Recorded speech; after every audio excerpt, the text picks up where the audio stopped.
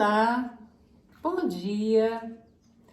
Estamos aqui na Conversa de Quintal e hoje queremos falar um pouco das nossas experiências como educadores e tudo isso que está sendo pauta de muita discussão a respeito da função especial que é educar as novas gerações. Eu vou começar perguntando um pouco para o Moura o que significou ser educador durante boa parte da sua vida. O que é ser educador, Moura? Olha, eu comecei sem pretender ser professor. Primeiro detalhe. Foi mera circunstância. Uma circunstância muito interessante, porque comecei num curso de madureza. O pessoal sabe o que é isso? Acho que já nem lembram mais. Era um preparatório aos exames em escolas, semelhante ao EJA de hoje. Semelhante, não igual, é característica. E de repente eu me vi com uma turma em que a maioria dos alunos eram mais velhos do que eu. Então eu mais aprendia com eles, não só aprendi com eles, do que eu dava para eles. Mas é uma troca. Isso me ensinou muito. Nessa relação de professor-aluno, o professor que não tiver a perspectiva de troca, ele não se torna um educador.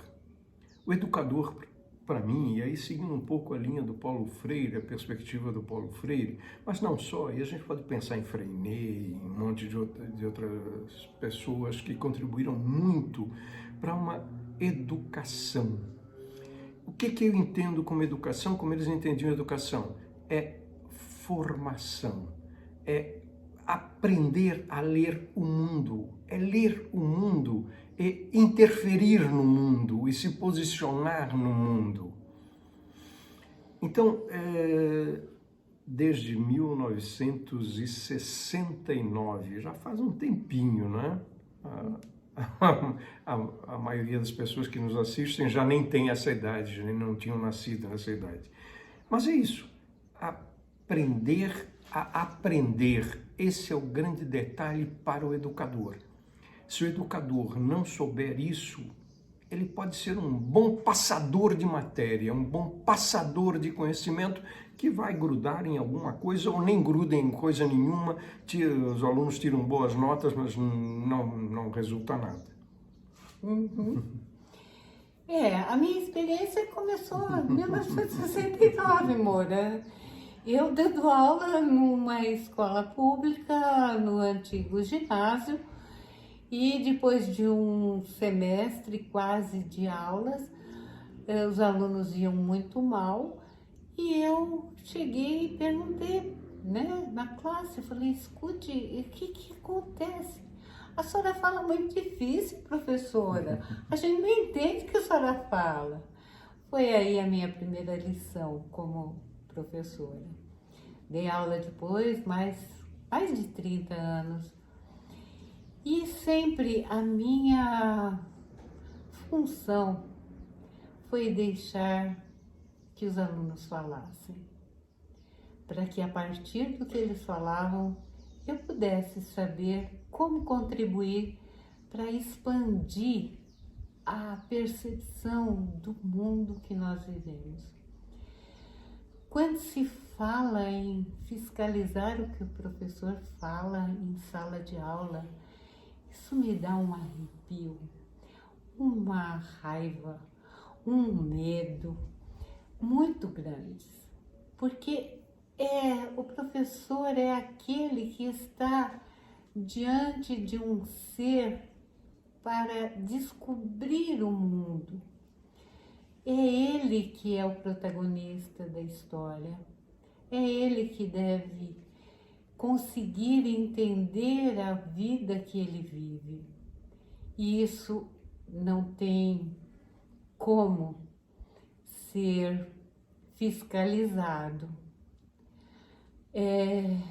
Eu fico até assim emocionada de falar sobre isso, de tanto espanto que isso me causa.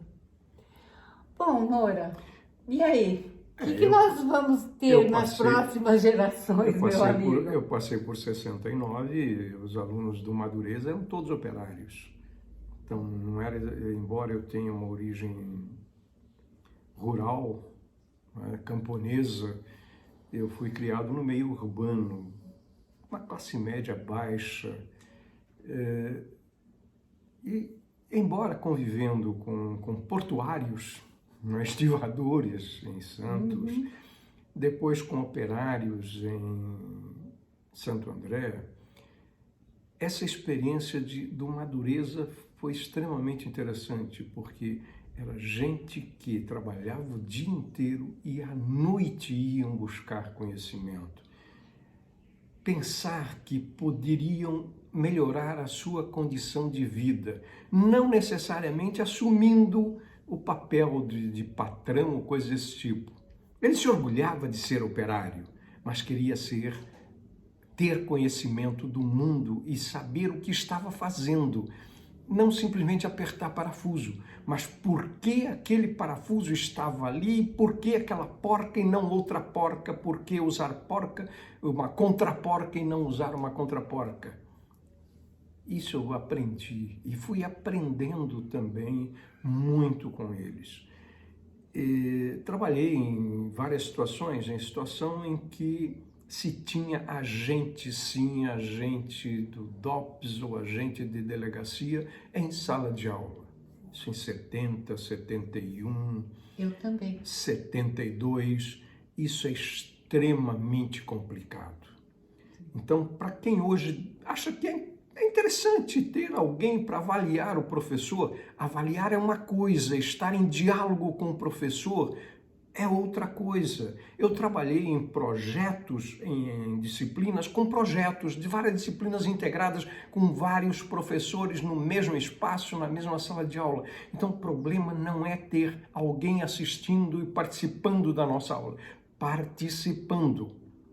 A questão é, quando essa avaliação ou essa é neurótica mesmo, é neurótica.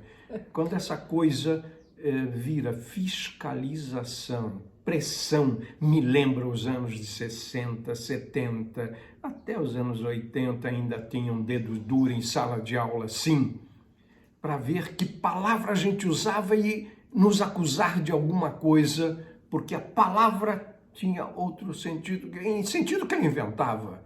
E agora, cortar o diálogo professor-aluno, essa construção dialógica, como dizia o Paulo Freire, e eu escrevi alguma coisa a respeito disso há uns anos atrás. É uma construção dialógica, uma construção em diálogo. Só há conhecimento quando há diálogo, quando os dois, o aprendiz, entre aspas, o educando e o educador se encontram e dialogam e trocam conhecimentos.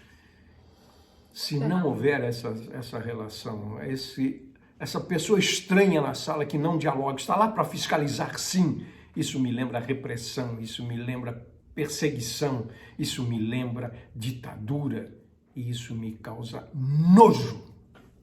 Okay. É nojo, sim.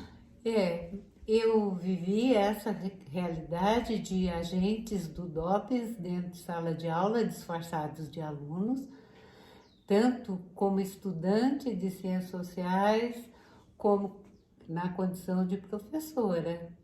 E isso me lembra que nem tudo é tão terrível. Eu dava aula num curso técnico em que muitos alunos eram da Polícia Militar. E muitos deles vinham me avisar, professora, hoje a senhora não saia na manifestação porque a tropa de choque está preparada. Ou seja, o vínculo com os alunos é muito mais forte do que qualquer ideologia, qualquer sistema repressivo. A relação pessoal que se estabelece é algo muito, muito maravilhoso. Então eu tinha alunos do DOPS que vinham me avisar se haveria ou não uma forma de repressão mais dura. Nós estamos sempre aprendendo com os nossos alunos.